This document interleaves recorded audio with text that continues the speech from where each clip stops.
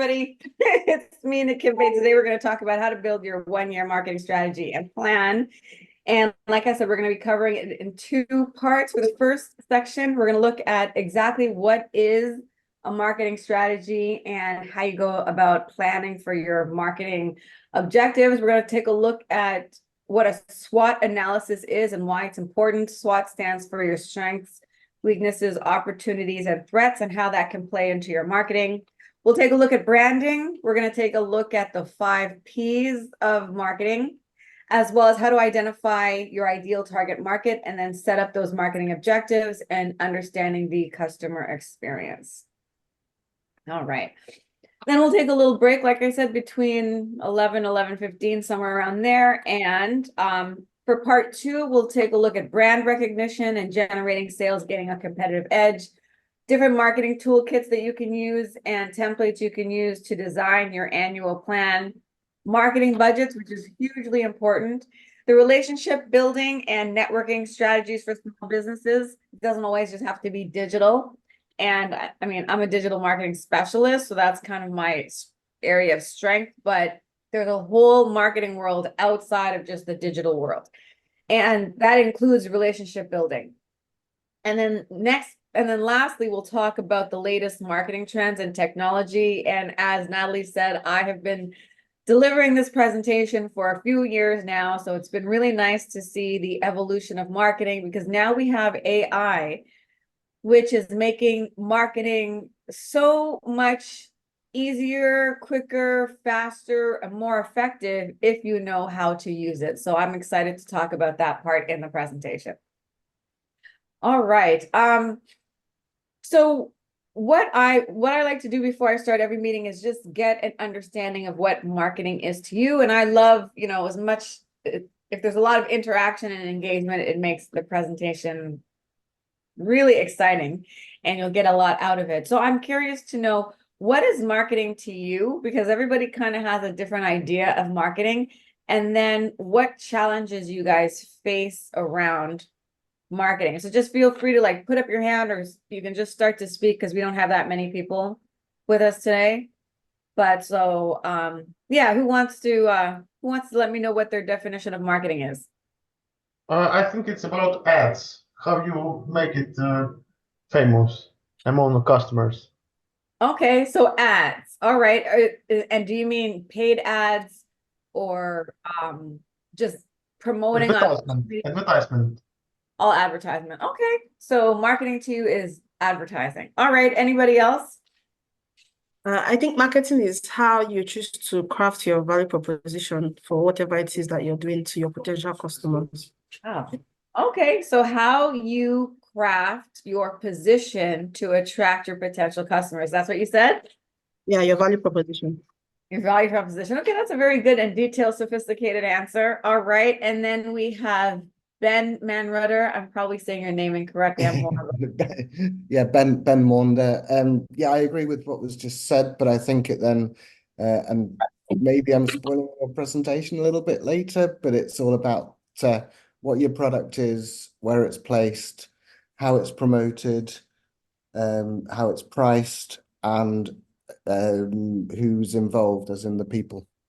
Yeah. We are going to be covering some of that with the 5 Ps. That was awesome. Okay. And then Richard, and then we have Shantanu. Yes, I think that sounds okay.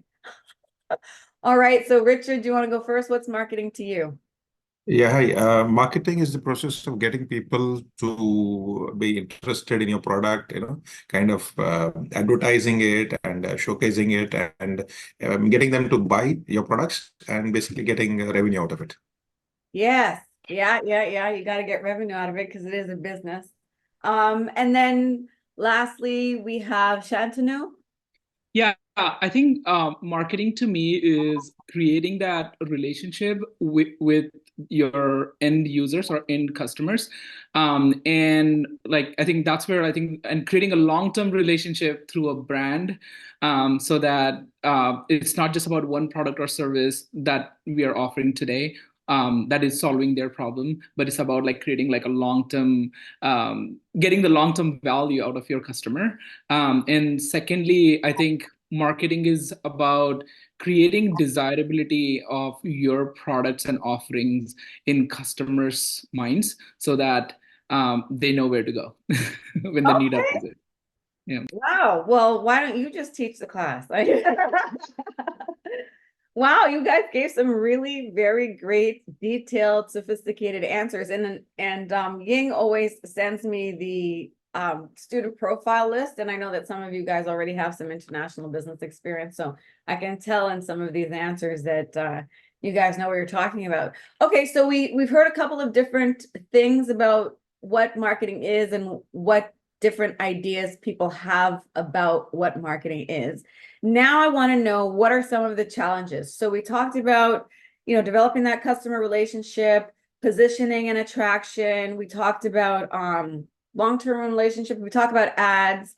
So what are some of the challenges that a business owner or entrepreneur or corporation might face with regards to challenges? What challenges may they face with regards to marketing and doing all of those things that you guys said marketing is?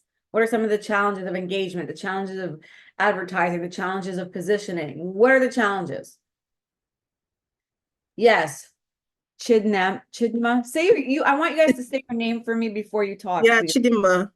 Chidima. Yes. Yeah, Okay. Chidima. Chidima. Beautiful So I name. think that businesses face challenges along every line of marketing. Like, for instance, using the 4 Ps of marketing, for instance, even to decide the right product, how to package the product, what size, and all of that. Businesses may face challenges with that, because if you package it in a size or in a way that is not desirable to clients, even with your pricing itself, where you choose to position yourself, with what promotion channel you choose to do, whether you want to do top of line or below line marketing and all of that. So I think that's just looking at the 4 Ps of marketing, that at every point of that businesses face challenges in choosing how to go about it.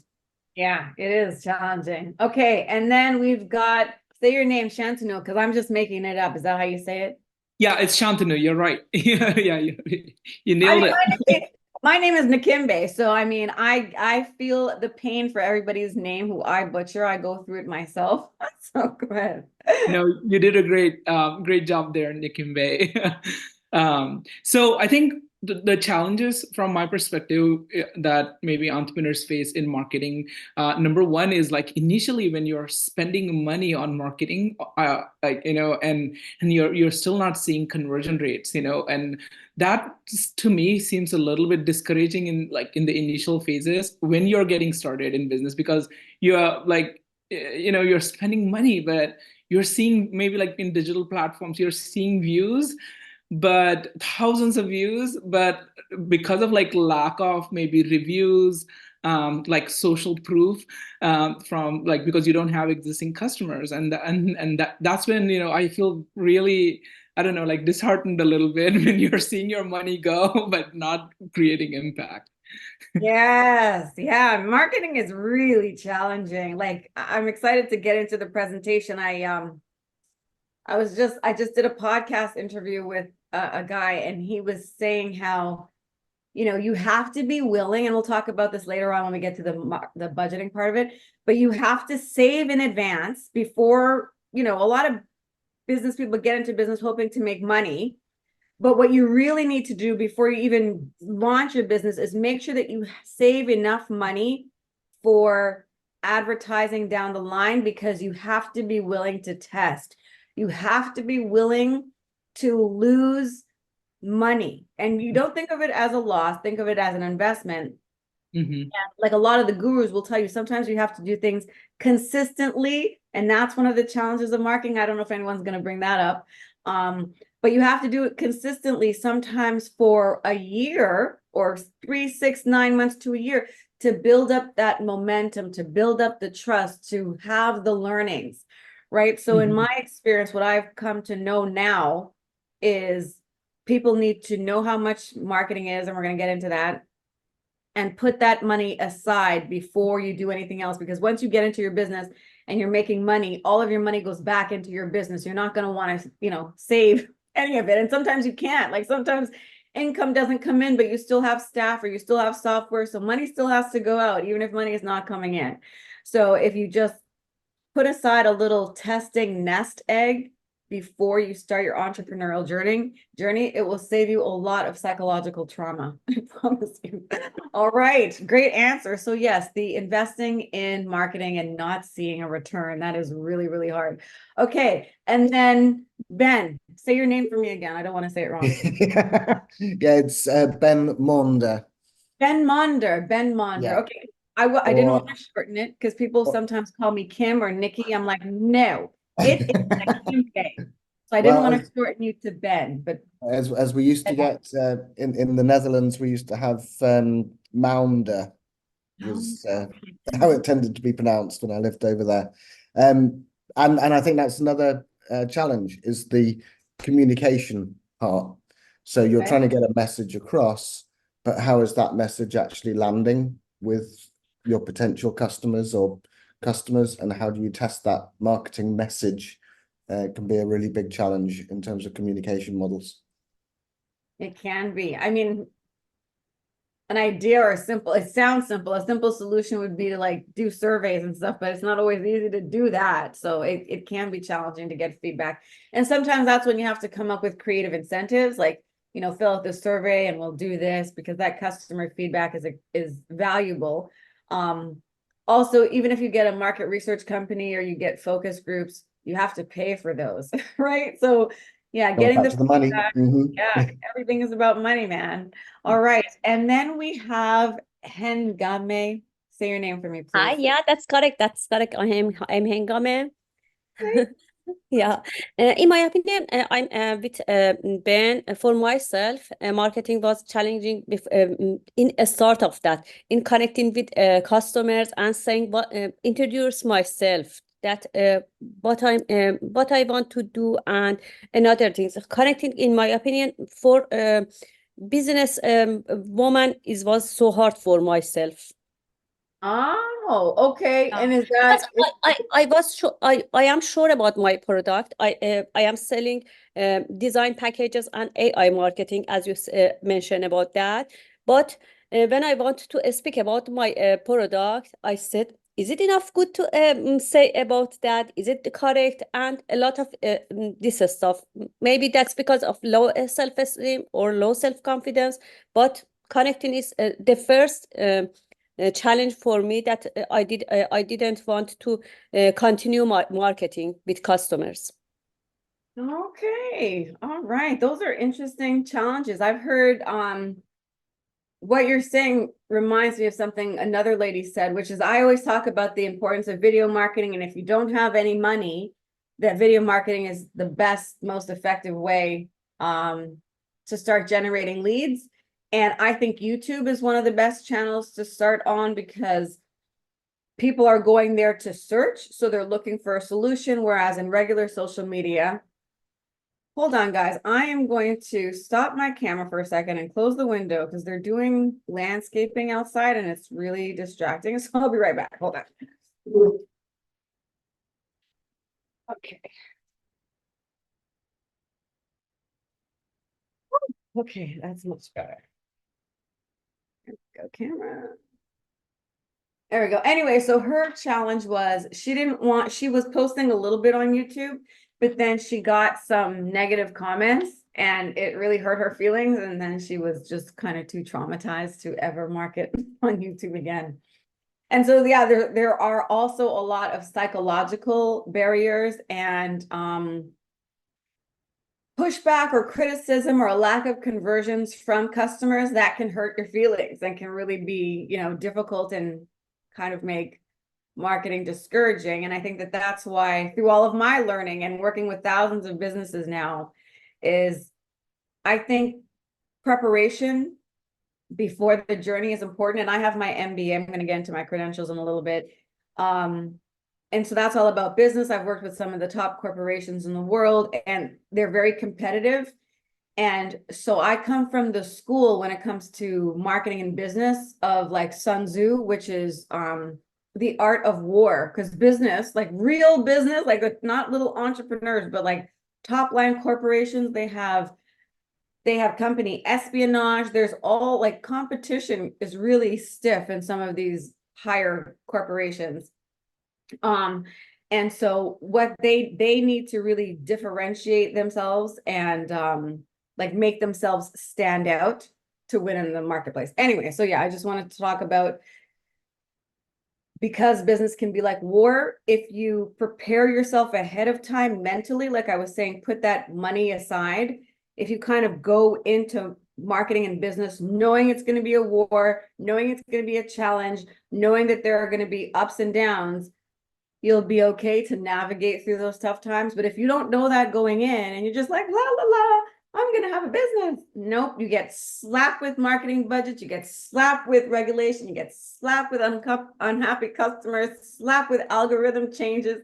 I mean, so my advice to all entrepreneurs would be to just suit up and gear up for battle before you go into entrepreneurship. That's what I would say. Okay. So anyway, moving on from that, one of the things that I did in my company to differentiate myself, because I think somebody else on here also does digital marketing, and it's highly competitive. Everybody and their brother, sister's little niece knows how to do a website, or they can do a website on their own, or, you know, they don't have money for social media, so they'll do it themselves, or they'll get a staff person to do it, right? So me having a marketing company was very competitive. I had to differentiate myself.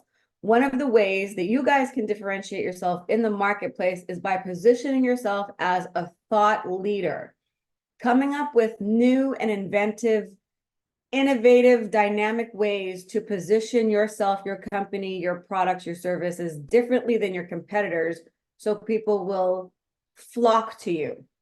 One of the things that I did was, in order to differentiate myself, I came up with the 10 commandments of marketing.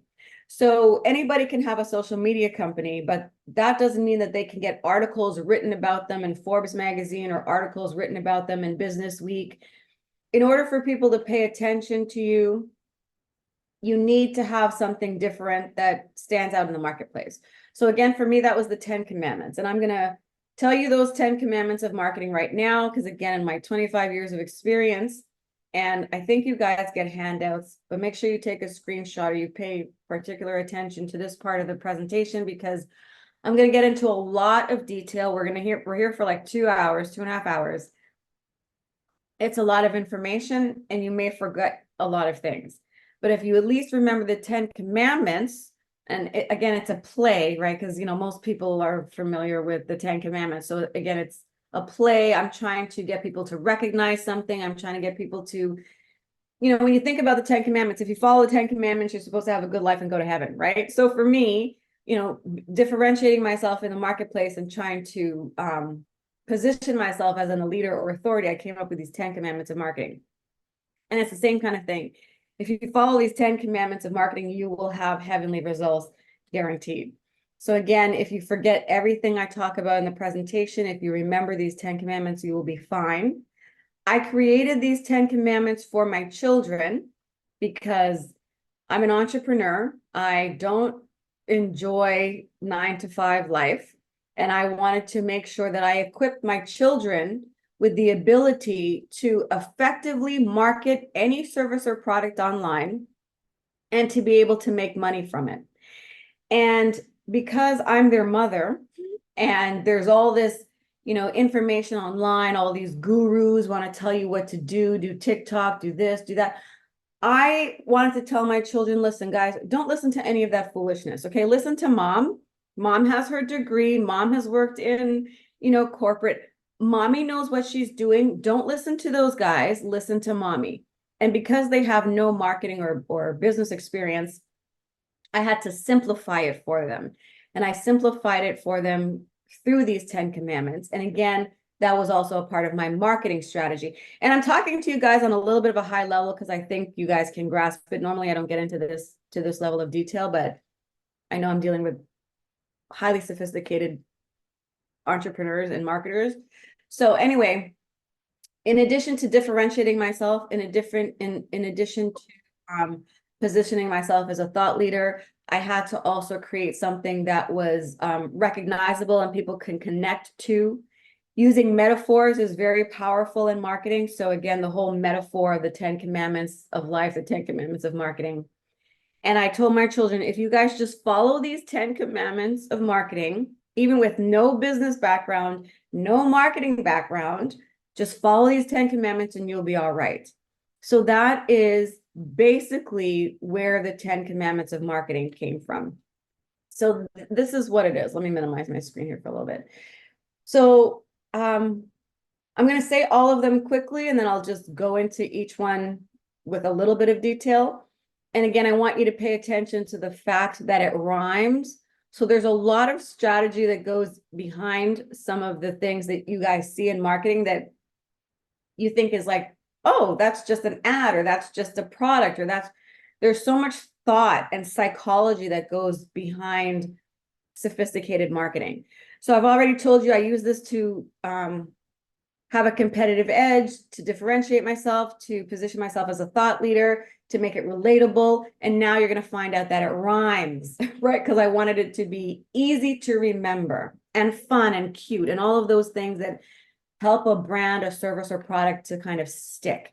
And this is not the Nakimbe show. This is not all about me. I'm just telling you guys these things because I want you to understand them so you can maybe apply them in your business as well. How can you as a business owner stand out as a leader? How can you stand out as a thought leader? How can you differentiate yourself in the market? How can you make yourself more relatable? How can you use metaphors? Because it's highly competitive in today's marketplace, and I know you know that. And we already talked about budgets and how people don't have a lot of money, and sometimes you can invest money in marketing and it still doesn't work out. So if you master these 10 commandments, you can grow your business organically until you make enough money to invest in paid ads and scale, because you will have had all of this information and gathering and feedback and what channels work and what don't, and what messaging works and what is your ideal customer. You will have gained all this research before you move into paid ads. Okay. So these are the 10 commandments of marketing. Know thy business and thy business be true. Know thy competitors' ways and you'll never be blue. Shine thy light on what makes thou great. Honor thou audience segments in every single way. Number 5, be thou not general, or surely your business will fall ill. Number 6, commit not off the cuff marketing. Be targeted, use skill. Number 7, market smartly and only where it makes good sense. Number 8, monitor your results. Do testing, be dense. Number 9, thou shalt not rely solely on one marketing strategy. And number 10 is thou shalt move to paid advertising only after testing organically. So again, know thy business and thy business be true. Know thy competitors' ways and you'll never be blue. Shine thy light on what makes thou great. Honor thou audience segments in every single way. Be thou not general, or surely your business will fall ill. Commit not off the cuff marketing. Be targeted, use skill, market smartly and only where it makes good sense. Monitor your results, do testing, be dense. Thou shalt not rely solely on one simple marketing strategy. And number 10 is thou shalt move to paid ads only after testing organically. So this is all you ever have to follow. Shantanu, I'll get to you in one quick second, but this is what you have to do in your marketing, right? Before you set up your marketing, know your business, what you offer, how you're different, like what's your value? What are you good at? Why are you in this business? What's your brand story? Know your business. Number 2, then you have to know your competitors. What are their strengths and weaknesses? How do you compare? Because your buyers are going to be comparing you. So know your business and then know your competitors. What makes you different or better? What's your competitive advantage? Market that, talk about that, position yourself in the marketplace. Then you find out who your ideal target is, and then you speak to them. So number 5, you don't be general. You're not just selling dolls. You might be selling dolls to psychotherapists. You might be selling dolls to teachers. You might be selling dolls to retail stores, right? So you're selling dolls, but you're not just going to have one message. I sell dolls. We sell dolls. I sell dolls. We sell dolls. No, we sell dolls to psychotherapists. Therefore, you have a specific campaign on specific channels targeting them. If you want to go to retail, you target them. So you can't be general. You have to be specific, or like I said, your business will fall ill. Don't do off-the-cuff marketing. Don't be like, oh, crap, I haven't posted today. What should I post? Plan in advance. right? Be targeted, use skill, market only where it makes good sense. Just because TikTok is all the rage and, you know, people, I made $7,000 billion while I was sleeping on TikTok. If your business is B2B, you need to be on LinkedIn. So market smartly and only where it makes good sense. You have to monitor your results. Look at your analytics. What works? What's the best time or day of engagement? What's the best platform? Where did you grow? Where did you slow, right? Monitor your results. Sometimes we're so busy in our business trying to survive, we don't have time to look at the numbers because we have to eat. But if you don't look at your numbers, you won't know what's growing, what to focus on so you can eat more in the future, right?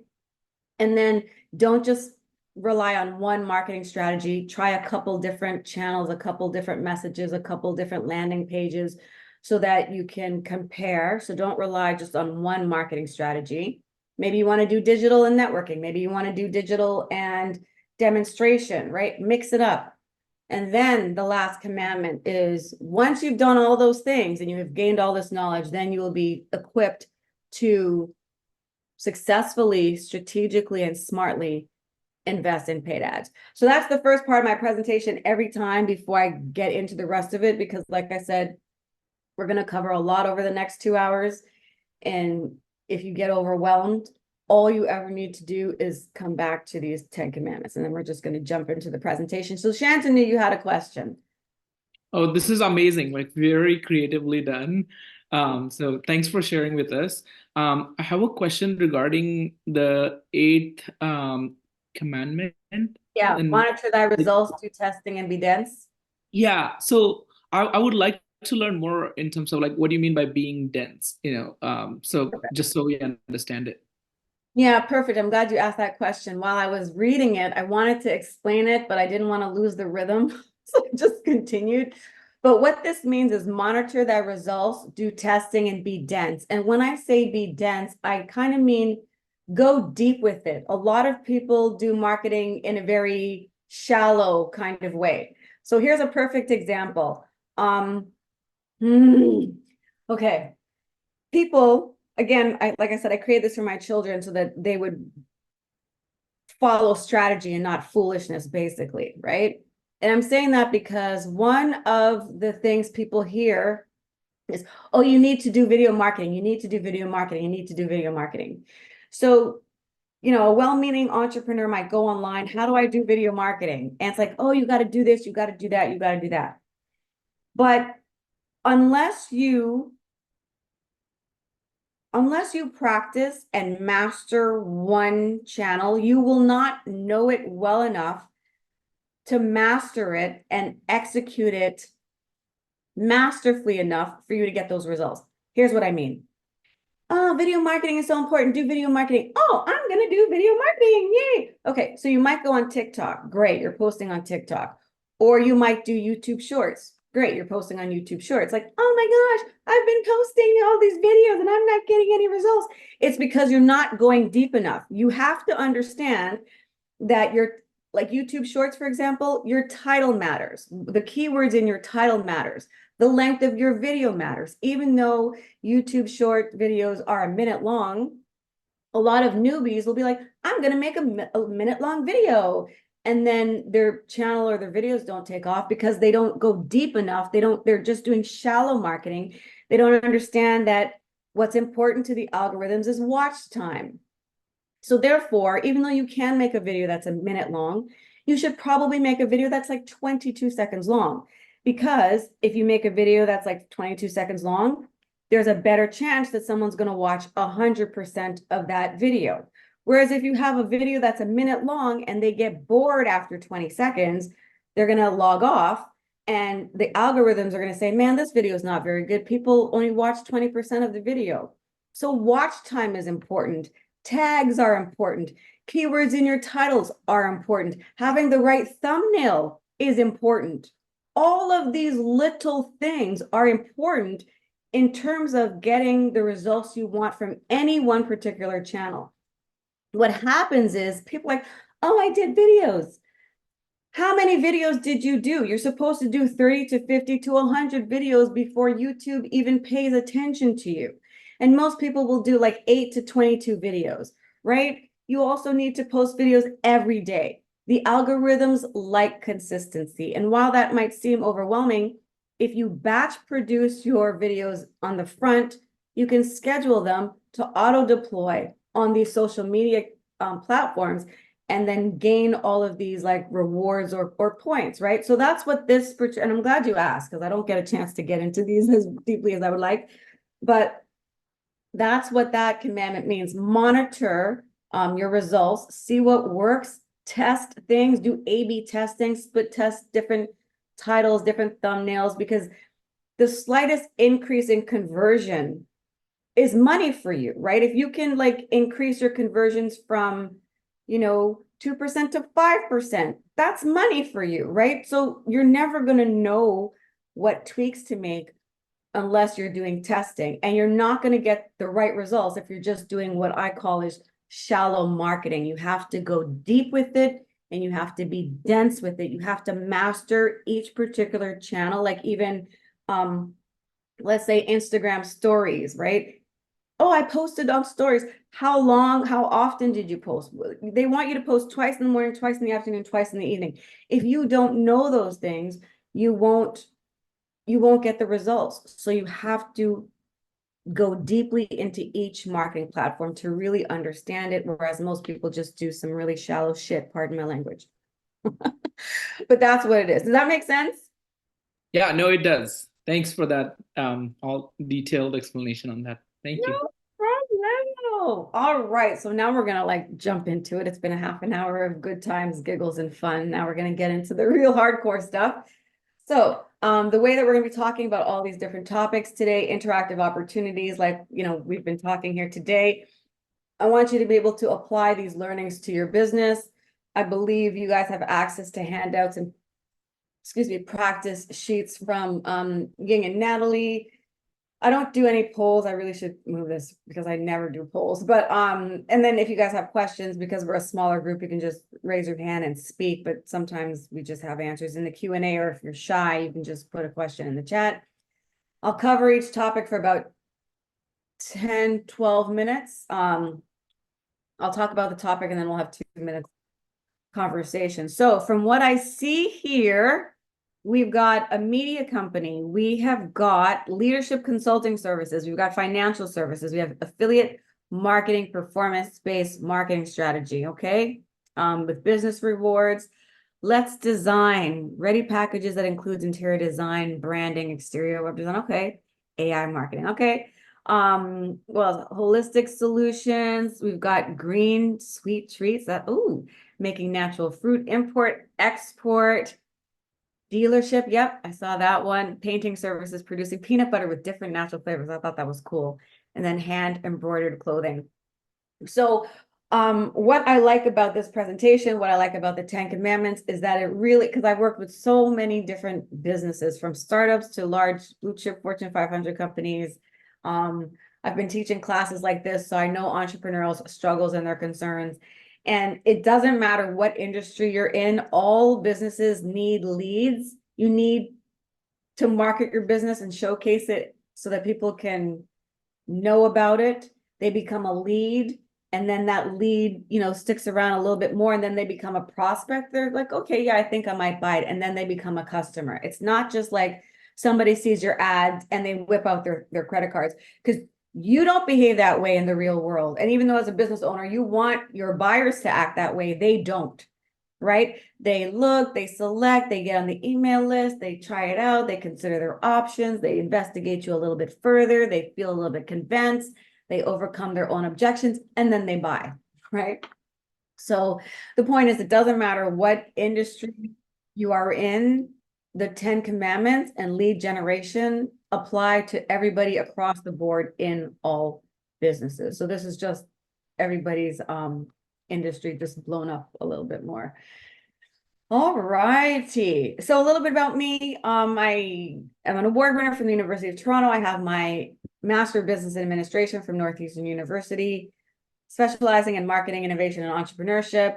I'm a project management professional, have over 22 years of senior leadership experience in the public, private, and nonprofit sector. I've worked internationally in all stages of business, as I mentioned. I'm a life empowerment coach, motivational speaker. I did a TEDx talk, publisher, writer, and I've won a bunch of awards. So anyway, let's begin. All right, so we already talked about this. We talked about what marketing is. So marketing is the process of getting people interested in your company's product or service.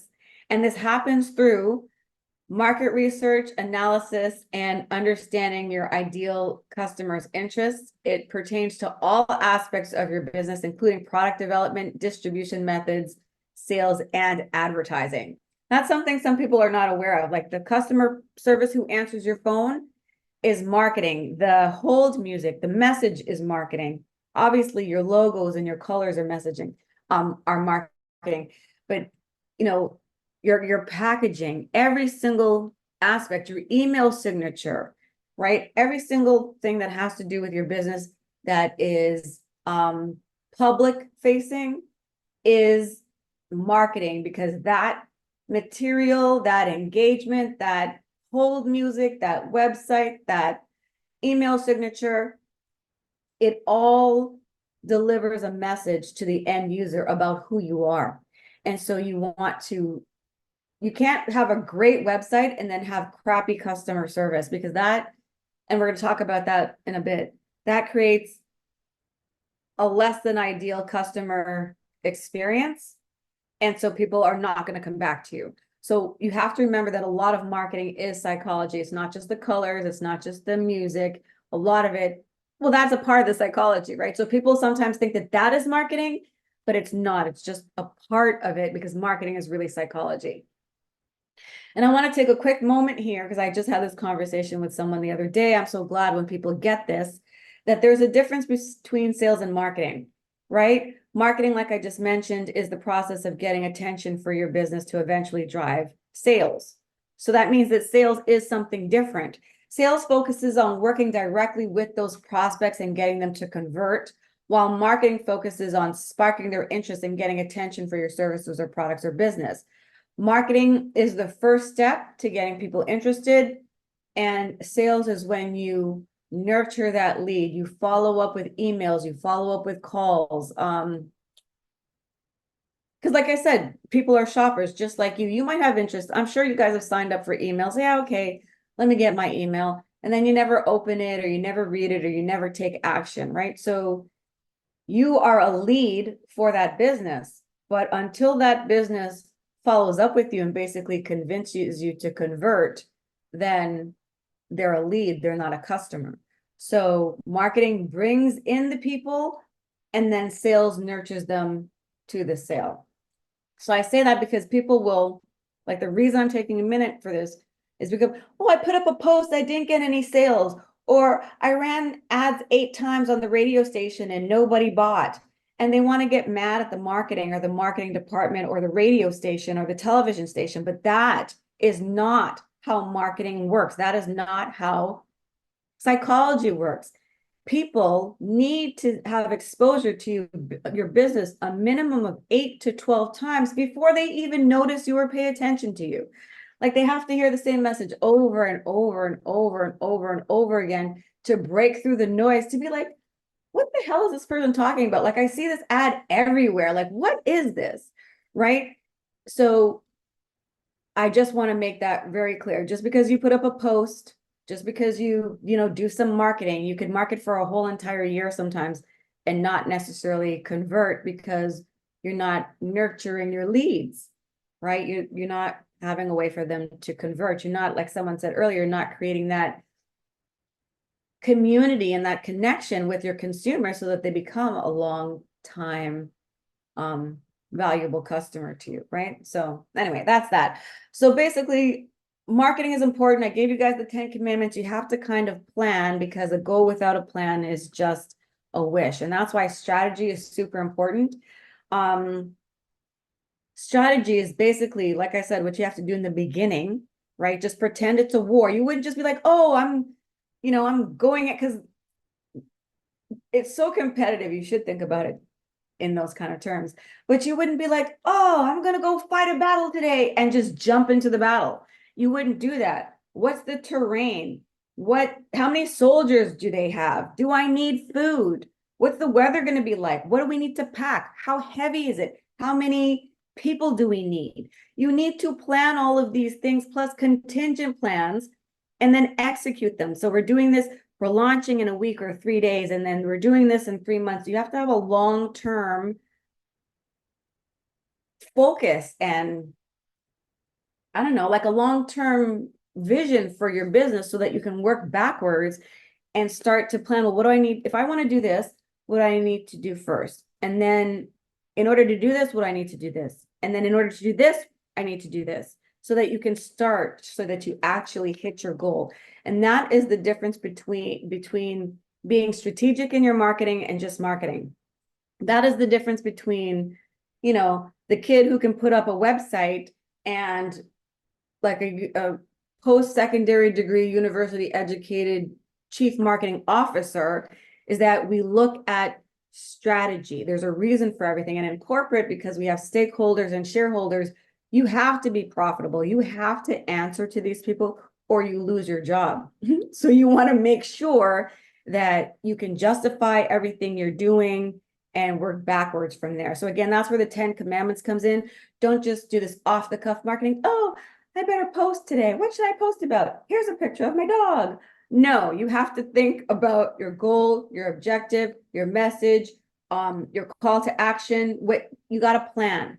And then when you plan that way, you can plan backwards. Okay, so I want to sell this particular product. How am I going to sell it? I'm going to promote it on this channel. Okay, what are you going to say on this channel? What graphic design banners do you need? Who do you need to hire? How long is it going to take to do that banner? Once people click on that banner, where are they going to go? They're going to go to a landing page. What are the words that are going to be on the landing page? Is there going to be a video on the landing page? Then you have to have your lead capture form. You collect their name and their email address. Great. Then what happens? Then they're going to go into an email marketing funnel. Is that MailChimp? Is it Constant Contact? Is it iContact? Is it Sender? I don't know. When they click on this ad and they come into my funnel, they're going to get an email. What's that email going to say? Is it going to be auto deployed? Is that the only email am I going to send them? Or am I going to have a series of 8 to 12 follow-up emails? Am I going to get somebody am I going to like do a survey so I can maybe get their phone number or find out what they like? Who is going to follow up with them and call them? Do I need to implement AI? Do I need to hire a virtual assistant? Right? Unless you figure out what your vision is and your objective is and you work backwards, you will never be able to create a significant enough plan to get you the results that you want. And that is the difference between a regular marketer and like a chief marketing officer, because we are very strategic. We look at the numbers, we do research, and we are precise. And if you want to be successful in your business, you need to do the same thing. And even though it might seem overwhelming and it's a lot of information, there are a lot of moving parts when it comes to marketing. Again, if you follow those 10 commandments, you can create a strategy to get you the results that you want, right? So it's important to have a plan. I just quickly want to know, because I know you guys, some of you guys have international business experience. How many of you guys actually have a formal business plan or, I mean, a formal marketing plan? And if you do or do not, how do you go about marketing your business? Do you just like, do you hire people to do it for you? Do you do it yourself? Do you like, how do you guys market your business? No, sorry. Who here has a formal marketing plan? And whether you do or do not, how do you go about marketing your business with or without a plan? Okay, Hengame. I started with email marketing about 1 year before, and I sent several emails, and I see nothing happens, and I said, okay, it's normal because I received 1 million email marketing in 1 month, and I don't see even one of them. And after that, I decided go with giving the flyers to healthcare doctors. And for that reason, I was shy and I can't do that. And I started mailing of them, mail the flyer with one letter that I'm doing this, and a picture one of the my works for the one healthcare client. And I did this. And after that, I was thinking about hiring one marketing person. Oh, okay. Hiring a marketing person. Okay, so what I'm hearing from you is a lot of like shyness and discouragement if you don't get results. So in Yeah. terms of your email marketing, again, I know that it's tough for entrepreneurs starting out, and it's unfortunate that you guys can't have a chief marketing officer working for you, which is why I try to teach as much as I can for free online, because I feel very blessed and privileged that I'm an entrepreneur, but I've had exposure to the things that make businesses work. Whereas there are a lot of entrepreneurs that are just passionate about, what they're passionate about, and they want to turn that into a business, but don't necessarily have all of the tools and knowledge and resources that they need to make that succeed. And where I'm going with that, why I'm saying that is because, yeah, you sent out emails. I don't know what the email subject line was. I don't know if you tested. I don't know if you had not more than 9 words in your subject line. If you have more than 9 words in your subject line, it's a problem. I don't know if you had too many links in your email. If you have more than 3 links in your email, it is more likely to go to spam, right? I don't know how many people you have on your email list. If you have 5 people on your email list, hey, if you have 500 or 5,000 or 500,000 or 50,000, that's different. I don't know what your open rate is. I don't know if you have 100 people on your list and only 20 people opened it, and you have to understand conversion numbers. There's only a 1%. There's across the board, across industries, you should bank on a 1% conversion, which means 100. This is why lead generation is important. You need 100 people to even see your thing. 90 people are gonna be like, yeah, I'm not interested. 10 people will be like, okay, yeah, I'm interested. Give me some more information.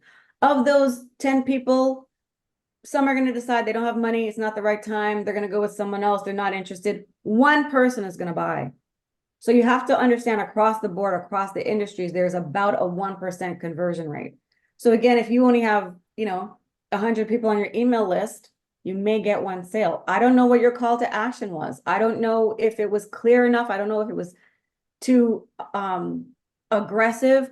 There may be so many. I don't know if you have authenticated your domain name. I don't know if you're sending it from a Hotmail or email or Gmail, or if it's like a business domain. If you sent it from a business domain, I don't know if it's been verified with DMARC and this SBKIM factor, because right now Google and Yahoo are getting really strict with emails. You have to have permissions. You have to prove stuff. If your domain is not proven, then your deliverability is going to be low. So again, if you don't know these things, and who would? Why would anybody else except a chief marketing officer know these things, right? Maybe that's why your email didn't work. It's not that email doesn't work. It's just there are all of these different factors. So again, that goes back to what Shantanu was asking me about the 8th commandment. You have to do testing and you have to be dense. Did you have 1,000 people on your email address and you sent 100 people an email with 50 with one subject line and another 50 with another subject line, and wait for 2 hours to see which of those subject lines performed better before you sent it to the other 900 people? All of these things impact conversion. So I'm not trying to pick on you. I'm just trying to make an example of the fact of why sometimes we implement these marketing strategies and they don't work, is because there are all of those, and that's just email. I can go into that level of detail for almost any aspect of digital marketing that you ask me about. So, so that's why, like I said, it's important to have a plan. And it's important to be very, very dense. And I think focus on 1 or 2 particular areas and master those before moving on to other things, or trying to be on LinkedIn and Facebook and TikTok and Reels and being scattered and all over the place, and that just doesn't work. So we've got Richard, who I haven't heard from. I'd love to hear from you, Richard. And then we have Chidma. I'll get it. But you had your hand up first, Chidma, so why don't you go? Chidinma. Okay, thank you. So my business is a market research business. So market research and business development. So what I do for my marketing is first, I'm starting out rather by offering free services to chambers of commerce that have a lot of businesses under them, so that they can write reviews and share with the different businesses that are registered under them. And then setting up, like you said, with the business domain and all. Then on social media platforms, mostly on LinkedIn, I found like the 10 top people in my sector in the area that I am. And I'm actively engaging with their posts, just dropping helpful comments and all, so that people who come to read from them also see me and then eventually go and check me out, right? And then I'm also like trying to craft a strategy with informational things I will be sharing, maybe some did you know facts that are relevant to my sector, or maybe some helpful things, just so that I have daily content that I can be sharing as well. And that way I create top of mind awareness. And then when I eventually reach out to people, they already know who I am. Good for you. Okay, so that's your plan. Wonderful. All right, does anybody else have a formal written marketing plan? Yes or no? And if not, what is your marketing plan and how do you go about? Who wants to go next? There was someone else I called on. I can't see whose hands are up. So you guys are just gonna have to speak because I've lost the little icon with people's hands up. So Shantanu, did you have your hand up? Or was there a Christopher? Maybe not. Okay. All right. If no one wants to go, we will move on. All right. So again, in looking at the 10 commandments, know thy business and thy business be true. Know thy competitors' ways, you'll never be blue. Shine thy light on what makes thou great. Okay. So who are you? Who are your competitors? What's your competitive edge or your competitive advantage? To find those things out, it's very beneficial to do a SWOT analysis where you look at your strengths, right? What are your weaknesses? And where are there maybe opportunities, other opportunities in the marketplace that you could exploit or leverage? And then what in the marketplace or what factors might be a threat to your business? So your strength with people that I've worked with before, their strength, if they sell spices, for example, it's like, okay, so everyone sells cinnamon or saffron, like who cares? But a strength might be the quality or the potency of the particular spice, which really brings out different elements in food. And so they're able to charge more to restaurants that are at a higher price point, for example, right? That's their strength. A strength could be that, depending on who your market is, a strength could be that it's all natural, or that it's environmentally friendly, or that it's animal and cruelty free, right? A strength could be that you are a leader in the marketplace. You have 25 years experience. You have the fastest delivery time. You have the best customer service. You have the highest quality product. You have to know, again, that's the first commandment, know thy business and to thy business be true. And to thy business be true part just means you should be able to say what your business is, like what it is, who it serves, how it transforms, just really quickly in like 30 seconds or less, right? Sometimes I'll ask people what their business is, and they go on and on and on and on and on and talk, and they do this, that, and the other, and they do this and that and that and this and that. And by the time they're done, I'm totally confused and lost, right? So you just have to be very precise. My company, marketing, we do video marketing, we do websites, we do SEO, we do video, we do PPC, we do it all. But I don't say all of that. The name of my company, again, because I am a marketing professional and I grew my business with those professional paradigms in place.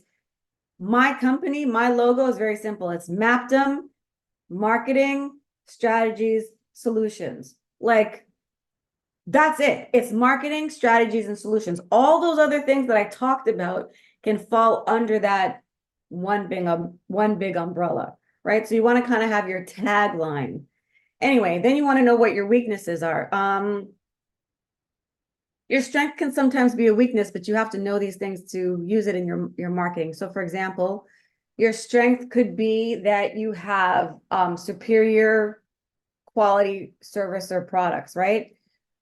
However, that can also be a weakness because it means that you are at a higher price point. Therefore, you are at a disadvantage to your competitors who may have a lower price point. So once you know those things, again, you follow the 10 commandments, you'll be able to say in your marketing, hey, look, we know we don't have the lowest prices on the market, but that's because we have the highest quality. If you want to get inferior quality, you can pay inferior prices. But for those customers or clients who like elite service and they know they deserve the best, choose us.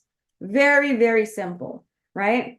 You want to look at opportunities so you can diversify your offerings or maybe have new product development opportunities or new service opportunities or new partnership opportunities. There was a lady right before COVID. She was opening up like a alcohol bar, I believe, or a wine bar, something like that. And then COVID hit, so she had her degree in chemistry. She was a chemist, and she knew how to make these wonderful alcoholic beverages. So she's about to open up a couple different locations. COVID hits, all the stores are shut down. She can't do anything like that. She's like, what the heck am I going to do? So that was basically a threat, right? That pandemic was a threat to her business, but she turned it around and found an opportunity in it because she realized, hey, I'm a chemist. I know about alcohol. I can change around these chemical formulas. And instead of making alcohol to drink, I can now sell ethanol as hand sanitizer and cleaned up during the pandemic, right? So you have to look at your strengths, your weaknesses, your opportunities, and your threats if you want to get ahead in business. Now, quickly, has anybody ever heard of a SWOT analysis or done a SWOT analysis for their business? And if yes, let me know. If no, let me know. And let me know who is maybe inspired to do one now. Can I get a show of hands or anything like that? All right. Yeah, okay. Let me see some more of you guys. Let me see who else is putting up their hand. Okay, good. All right, wonderful. Yay. Okay. So I'm going to encourage you. We're not going to do it now. Okay, good. So let me see. I see a couple different hands up. Say yes or like unmute yourself if you have done your own SWOT analysis already. Yes, I've done one before, several Okay. times. Awesome. Wonderful. And how did you find it beneficial or what did you find challenging about that exercise? Well, let me tell you a story. Oh, I like stories. So I'm a independent IT contractor, and quite often, even within clients, we need to do SWOT analysis. And on one occasion, we were in a workshop environment.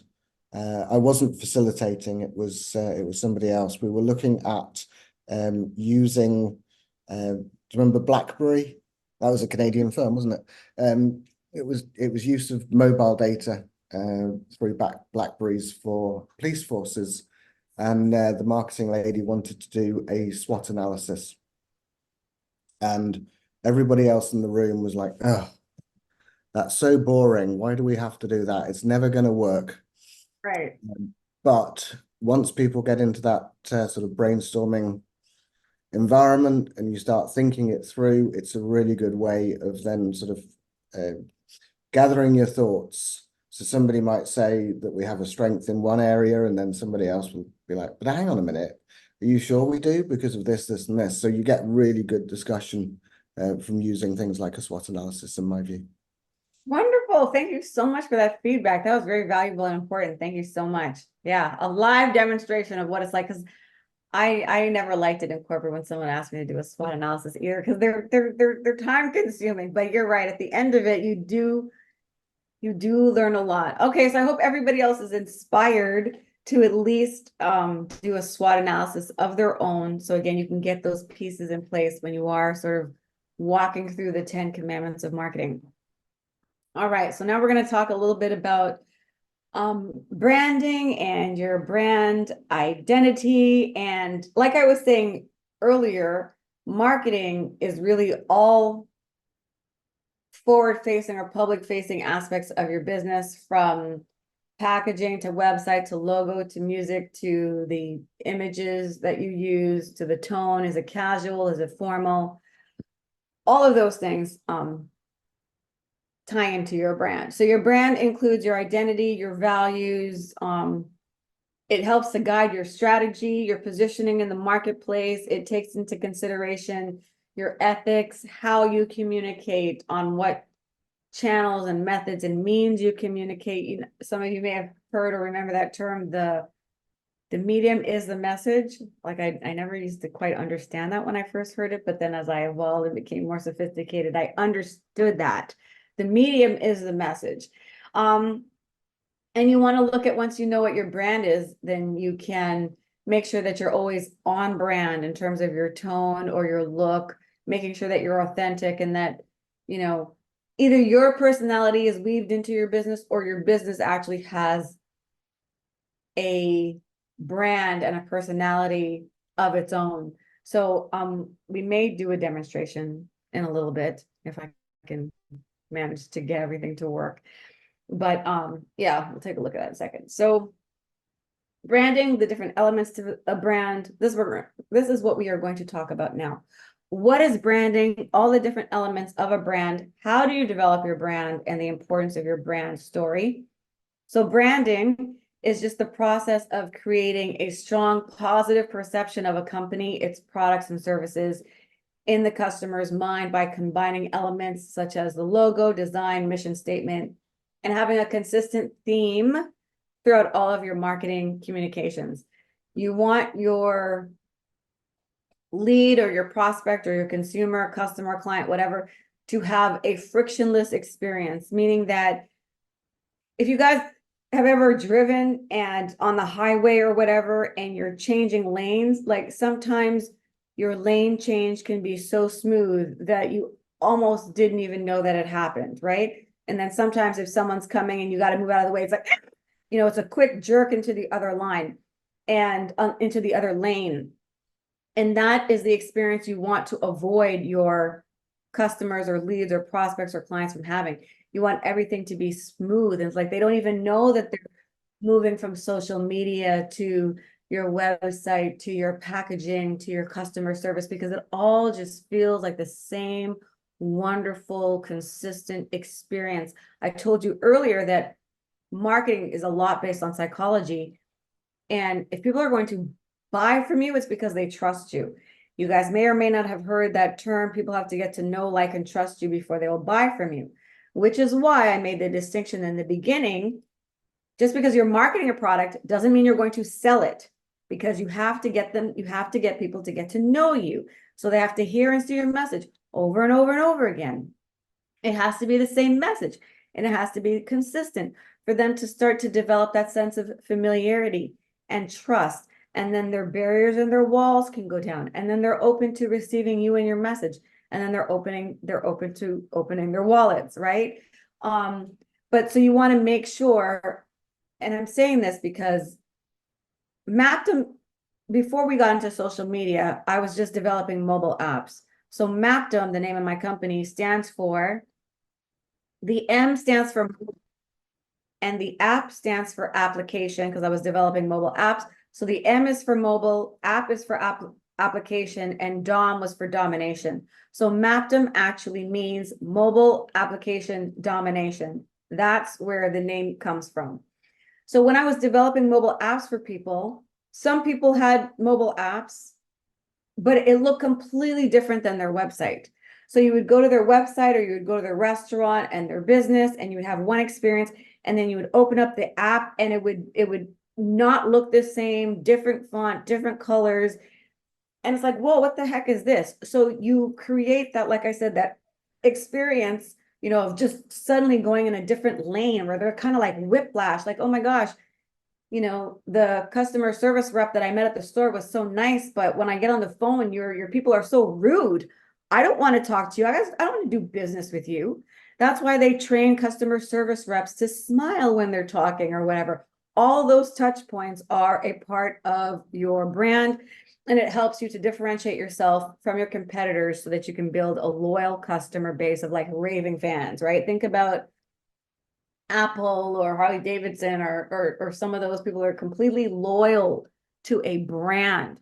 That is crazy. They don't know who the CEO is, right? They're not loyal to a CEO. That company, Apple, Microsoft, Harley Davidson, whatever the business is, McDonald's, right? They all have a feeling, they have a brand. So just so you know how important it is, 87% of consumers say that having a consistent experience across all online and offline traditional platforms was important to them in their experience and engaging with a brand. So again, think about marketing as it's really broad. It's not just, oh, I got to post on LinkedIn or social media or my website or a flyer, right? It is every aspect of your business. And I know, like I said, I'm covering a lot today. I don't expect you to remember everything, but I can promise you that the information I'm conveying you today is seeping into your subconscious.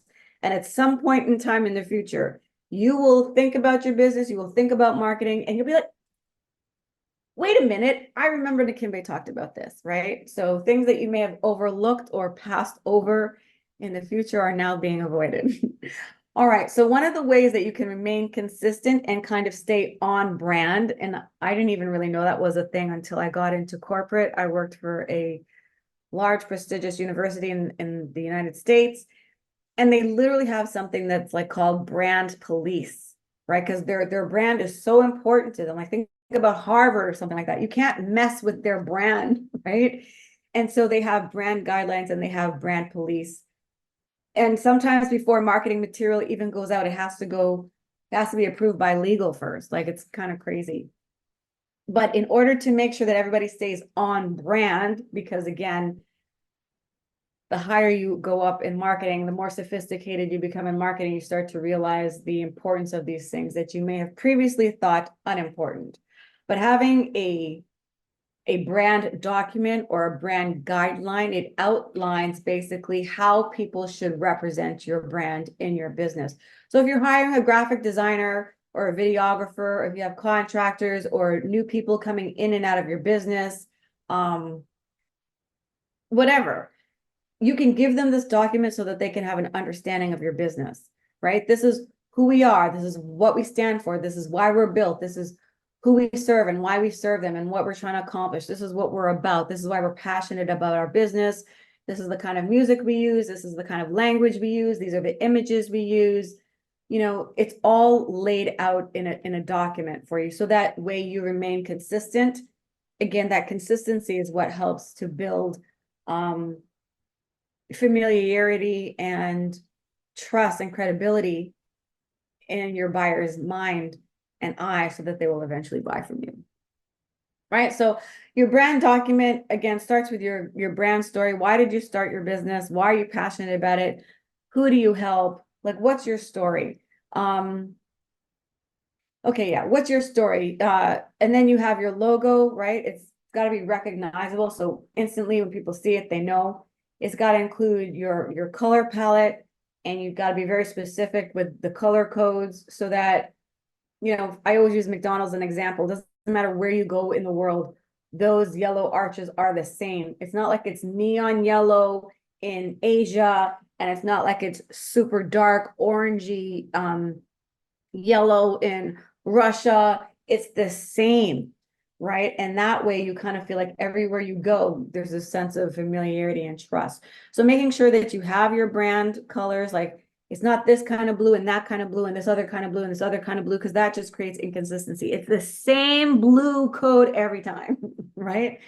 You want to define your brand voice. Mappdom, for example, it's very just, my brand is very much like me. I speak very casually. I sign off my emails with love, Nakimbe. You know what I mean? Other marketing agencies position themselves differently, so they may be formal, right? So your brand voice and your imagery really matters. If you're selling to an older market, obviously you're going to want to have images of older people, right? If you're selling to a younger market, you're going to have images of younger people. If you're selling to older people, you might want to use music or terms that are recognizable and familiar from pop culture of their time, or use lingo that they know, make references that they can identify with, compared to, you know, if you're marketing to a different segment. So your brand voice, and your imagery is important. Iconography is just, you know, your style of icons that are consistent. That's all that is.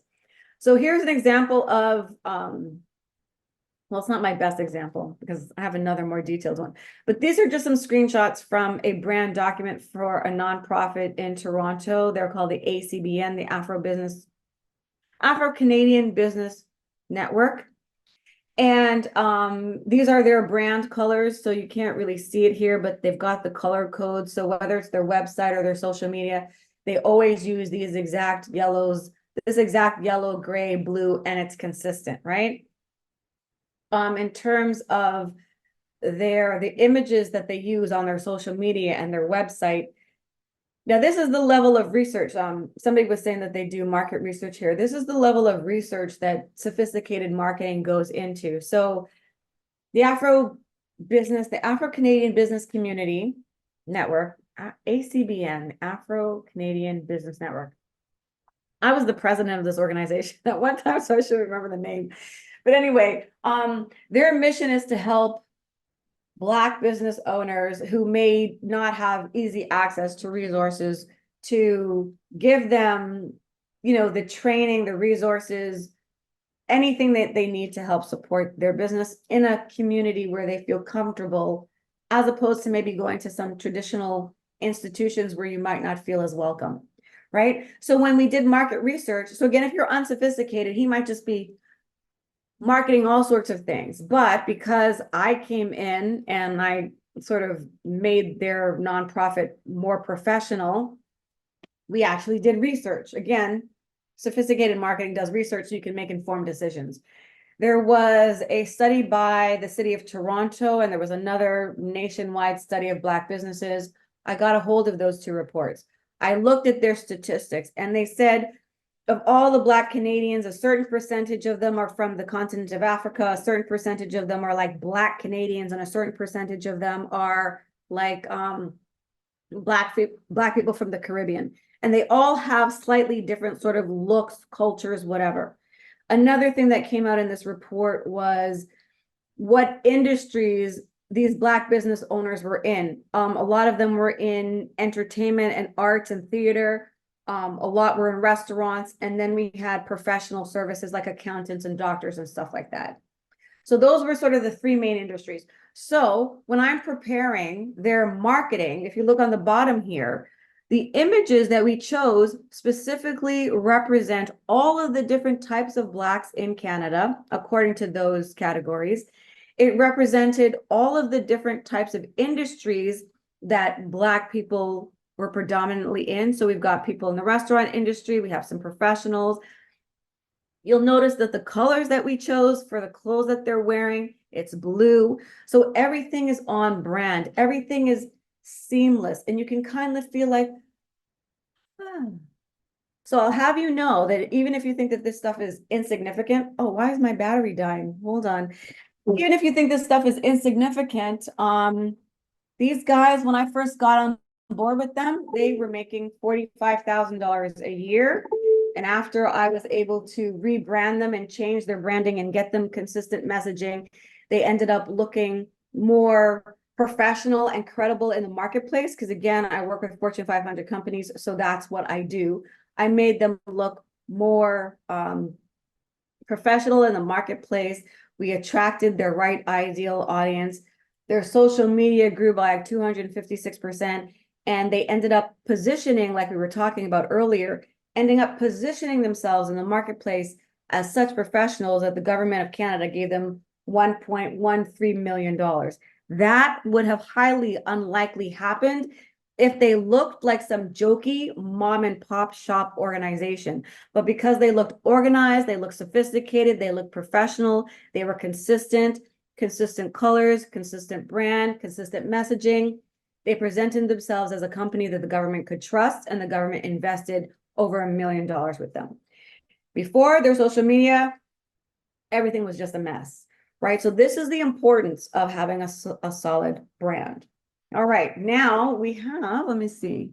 Okay, we still have about 20 minutes before break, I think, and we have 2 more sections to cover.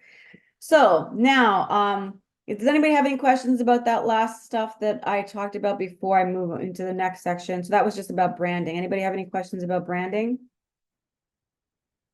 Okay, let's see. Is there anybody in the chat who's saying anything? Marketing today is my first challenge. Okay, yeah. So I don't think we have time right now, but I would encourage you guys to like follow me on social media. So you can follow me by my name, which is Nakimbe, Nakimbe. Last name is Baobab, Baobab. If you want to, just for like kicks and giggles, take a look at my YouTube channel, take a look at my LinkedIn, take a look at my Instagram, and take a look at my Facebook, and you will see that I completely execute my brand all the time. It's always blue, always gray, always orange. Those are my brand colors. We've got the fist because we're a little bit brash. Mappdom's marketing is all about empowering small businesses with the tools and resources they need to market their businesses effectively. So again, remember that's just a short little tagline I said. Mappdom is committed to empowering entrepreneurs with the resources and tools they need to market effectively. That's what I'm talking about when I say know your business and to thy business be true. Not blah, blah, blah, blah, blee, blee, blee, blee, blah, blah, blah, and talking on and on and on and on. No, Mappdom empowers you with the marketing tools and resources you need to market your business effectively. Done. Okay. Anyway, go on my social media. You'll see that everything looks consistent. So the Facebook kind of looks like the Instagram, kind of looks like the LinkedIn, kind of looks like the YouTube channel. The colors are on brand. Again, the power fist, I'm a little bit brash. When I did my competitive analysis, again, I took all the proper steps to launch a business and do marketing properly before I launched it because like I had the training to do it properly. And so when I launched the business, I did my competitive research because that's the second commandment. There was so I looked at all the different marketing companies in Toronto. Okay, fine. Then I looked at all the marketing companies in Toronto that were owned by Black business owners. And then I looked at the businesses that were owned by Black females. And that was me and another lady. Her name is Nadine Spencer. So I was the president of the ACBN, the Afro-Caribbean Business Network. She is currently still the president of the BBPA, the Black Business Professionals Association. And so I was like, damn, I have competition, right? Because you have to do your competitive